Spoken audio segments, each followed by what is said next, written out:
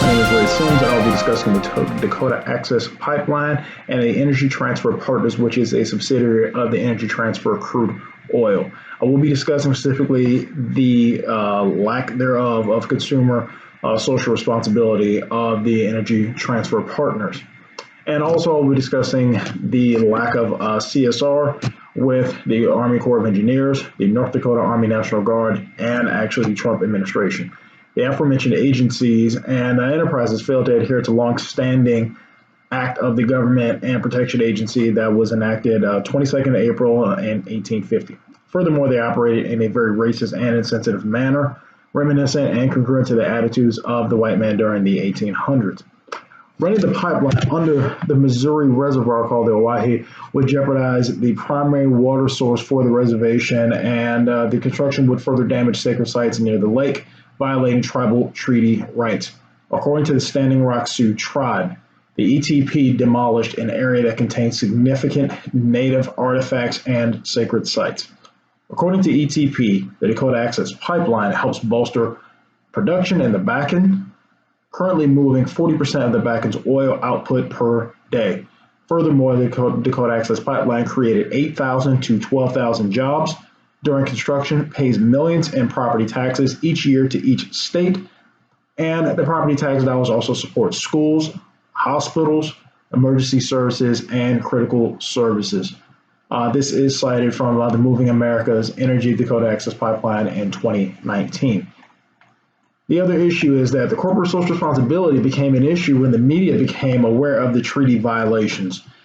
Treaty violations were actually pretty significant because they were sacred land destruction, blatant strong arming from the United States Army Corps of Engineers, and the ETP.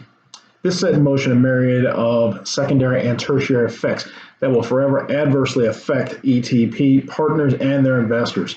Not this particular station here, but the news prompted two cities to pull more than $3 billion from Wells Fargo over the scandal.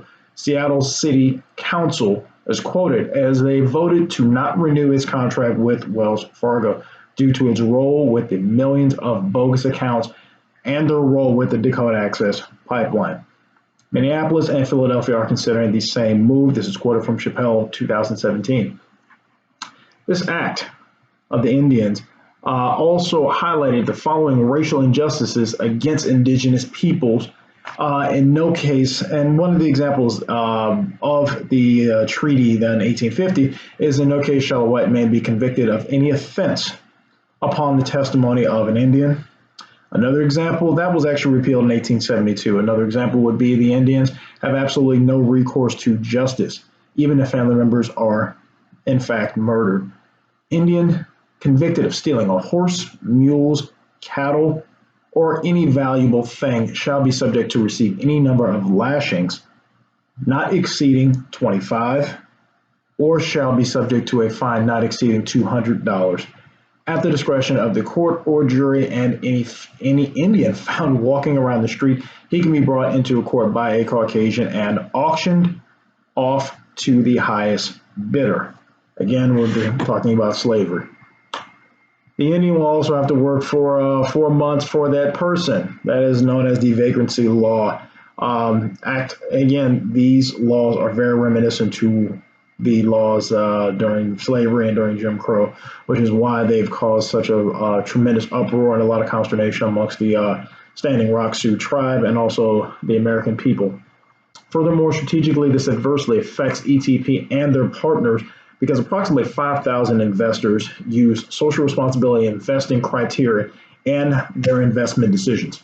Therefore, investors seem to prefer to reward firms who display overall positive social behavior rather than to exclude firms based on certain products or practices. This is quoted from Berry and Junkus, 2012.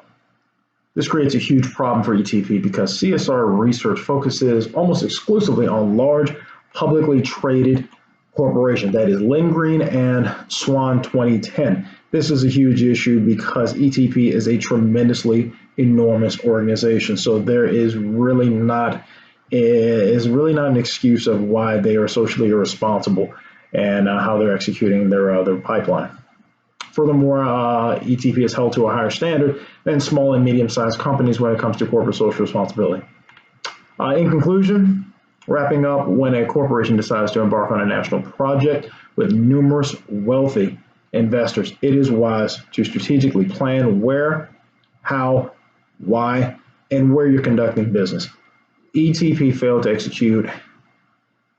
They failed to execute to incorporate CSR with a strategic plan, leading to catastrophic failures and irreparable damage to their brand and the brand of their partners.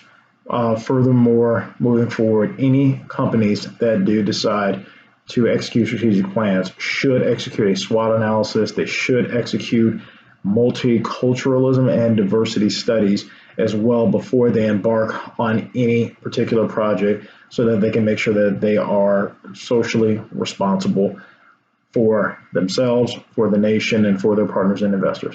Thank you.